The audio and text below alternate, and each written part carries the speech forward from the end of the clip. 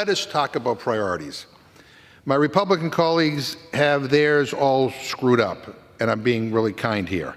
They're lecturing us about communism instead of talking about real struggles facing American families. One of the speakers got up and complained that this is like deja vu all over again. I mean, they, the Republicans, are in charge and they set the agenda around here. And these are their priority bills. This is what we're wasting time doing, their bills. We're talking about studies to inform kids about communism in schools rather than talking about things that are going to lower health care costs or lower food prices or help small businesses or do anything that's going to make any difference in the lives of average people in this country. I mean, they're talking about what bathrooms people should use instead of talking about grocery prices. I think one of them tweeted 326 times about bathrooms in a 72-hour period. I mean, these people are just strange. It is weird what's going on around here. And if you go out and actually listen to people in this country, Mr. Speaker, they will tell you what they want. And it ain't what my friends on the other side have us here debating today. They want politicians to stop catering to those at the top. Yet look at who Donald Trump is empowering in his new administration. This is not what people wanted. I mean, it looks like the requirements to be in the Trump White House are that you either abuse women or you're an out-of-touch billionaire. What's next? Are they going to replace FBI background checks with a Fox News screen test? I mean, forget about a White House cabinet. Donald Trump is making it into a junk drawer. His Commerce Secretary, a billionaire. Big surprise. I don't think this guy is capable of understanding what average people in my district deal with. His Education Secretary, yet another billionaire. What's her qualification? She ran WWE. I guess some schools have wrestling programs. It would be funny if it weren't so sad. His new Attorney General pick, an election denier.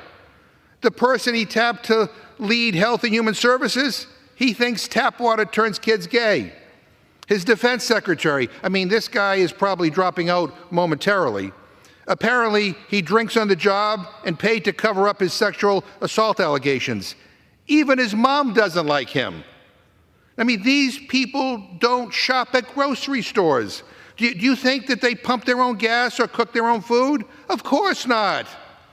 These are people who hop on helicopters to avoid traffic, poster children for the out-of-touch elites, and the Republicans are bending over backwards for them.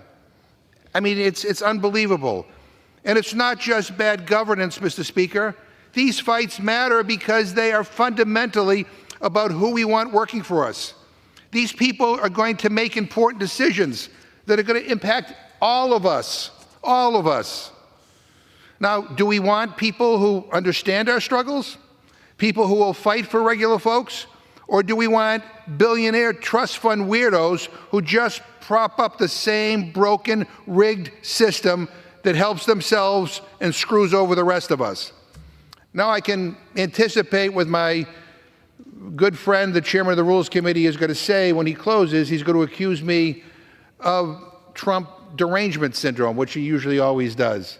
But what's deranged here is what is happening right before our very eyes. These crazy picks that have no interest in what average people in this country care about. I'll say it again. People in this country voted for lowered food prices and cheaper rent, not whatever the hell this is. And guess what? Democrats are listening. We're not lecturing. And we are going to fight for what matters: lowering costs, building an economic system that works for everyone, and taking power from corporations and those at the top and returning it back to the American people where it belongs.